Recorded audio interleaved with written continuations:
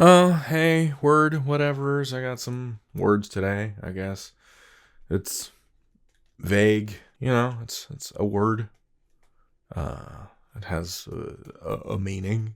All right, that's enough of that. I'm here to teach, not to muck about. 2 words, vague, interpret. Let's get back on the horse. Hi, wordsmiths. David here. How you doing? So vague is an adjective that means unclear, not specific. When something is vague, it is foggy and imprecise. You can't pin it down. It's impossible to know what a vague statement means. An interpret is a verb that means to make sense of or to translate. An interpreter helps 2 people who do not speak the same language to communicate by translating from one language into another and back again. Let's do some word origins, explain a little more, and then we can use these words in some sentences. Vague comes from the Latin vagus, which means wandering, rambling.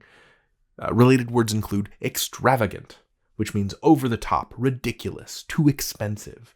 It wanders out, right? Extra means out. It wanders out of the realm of what is normal.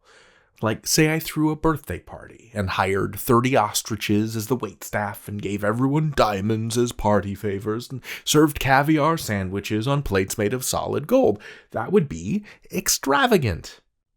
A vagabond, a wanderer, a person with no fixed address. This is kind of an old-fashioned word, but it's not dissimilar to the modern word vagrant, another word for a person who has no home and moves around a lot. But I find vagabond to be a bit more exciting of a term. Vagabond. For interpret, let's focus on this part here, inter, which means between or among.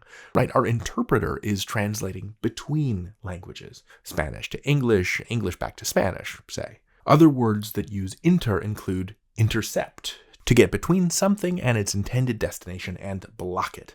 A spy might intercept a coded message, or maybe you know this is a sports term, like an intercepted pass, when you try to throw to a teammate, but your throw is interrupted. That's another one. Rupt means break, so something that interrupts literally breaks in. You can break into someone's conversation, for example. And finally, internet. The net that stretches between a bunch of different computer networks, a bunch of different nodes. You, watching this video, are at one place on the internet, and I am on another, and the internet has connected us. Hello. Now, let's have the internet connect us to the use of these words in some sentences. Madame Lebrun left very vague instructions for making chicken cordon bleu, so Howie decided to make up the recipe as he went along. In this sentence, the instructions are unclear and not specific. You should know there is no need to set anything on fire when making chicken cordon bleu. It's a chicken breast filled with ham and cheese. There's no flames. Based on how I interpret this data, Milena said, pointing to the chart, New Orleans is about to get a lot of snow. She's trying to make sense of the data. She's telling her friends what it means and translating it from a table of numbers into an explanation in words. I hope that this video helps you interpret confusing words in the future. Maybe you shall become a vocabulary vagabond, wandering across the land in search of words to learn.